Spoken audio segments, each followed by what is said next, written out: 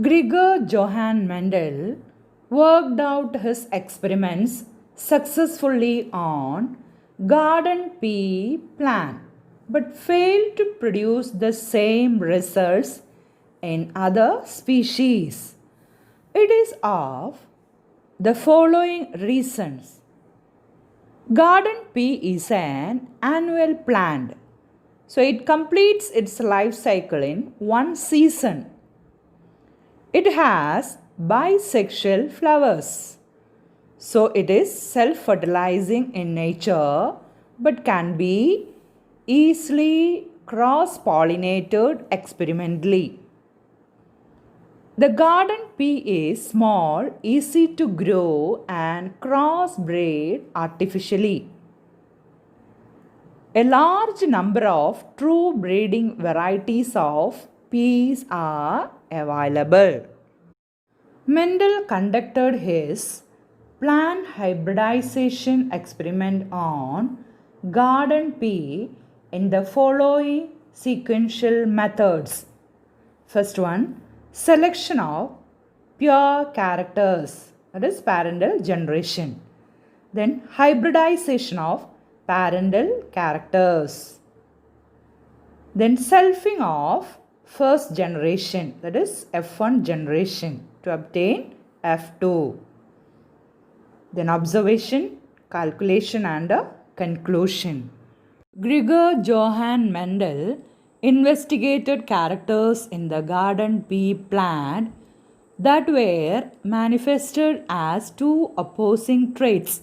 For example, tall or dwarf plants, yellow or green colored seeds, like that. This allowed him to set up a basic framework of rules governing inheritance. In his first experiment, he considered the traits tall and dwarf plant. The flowers of garden pea plant is bisexual, so there may be chance of self-pollination. So he emasculated, that means removed anthers. Removed anthers means the flower will become female. So he removed anthers of 50% of the plants of each type, used them as female parents.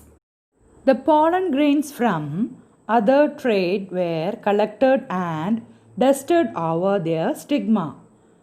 Flowers were kept covered with paper bags in order to protect them from contamination. The seeds of this cross were collected and sown. The plants thus obtained were hybrids, and it is called as F1 or first filial generation. He observed that all the plants of F1 generation were tall, like of its parents. None were dwarf. And the hybrids were not intermediate between the two traits, but belong to one of them. The expressed trait is called dominant. Here it is tall character, and the character which is unexpressed or hidden is called recessive. Here it is dwarf character. Then Mendel conducted selfing of tall F1 plants and became surprised to find that some of the dwarf offsprings in F2 generation, the character that was not seen in the F1 generation. The proportion of plants produced in F2 generation were tall plants 3 out of 4, that means 75%, and dwarf plants 1 out of 4, that means 25%. That is, on self-pollinating of F1 plants, the F2 generation had both tall and dwarf plants in the ratio of 3:1. It is called monohybrid ratio. And a cross breeding considering a pair of contrasting character is called monohybrid cross. The occurrence of dwarf plants in F2 generation is possible only if the trait of dwarfness is present in the F1 generation but remains unexpressed due to its recessiveness. Mendel therefore proposed that each individual carried two factors for a character. They separate randomly at the time of gamete formation and come together randomly at the time of fertilization. The production of gametes by parents, the formation of zygotes, F1 plants and F2 plants can be also understood from a diagram called Punnett square. Let us see what is a Punnett square. It is a device to determine various combinations of gametes. Each of the possible gamete is placed in an individual column or a row vertical downward column represent female parent and horizontal row represent male parent. Both the genotypes and phenotypes are analyzed through this genetic analysis and it is devised by Reginald C. Punnett and later it's called as Punnett square. Then F2 stands for second filial generation, that is the progenies or offsprings obtained by selfing or inbreeding of F1 generation. Now see the crossbreeding experiment between a tall pea plant and dwarf pea plant. See the genotype. Capital T for tall pea plant and small t for dwarf pea plant.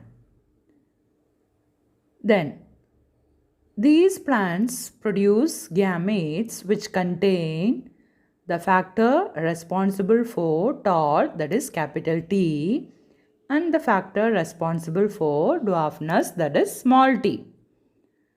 And these gametes unite to form the zygote which contain capital T and small t.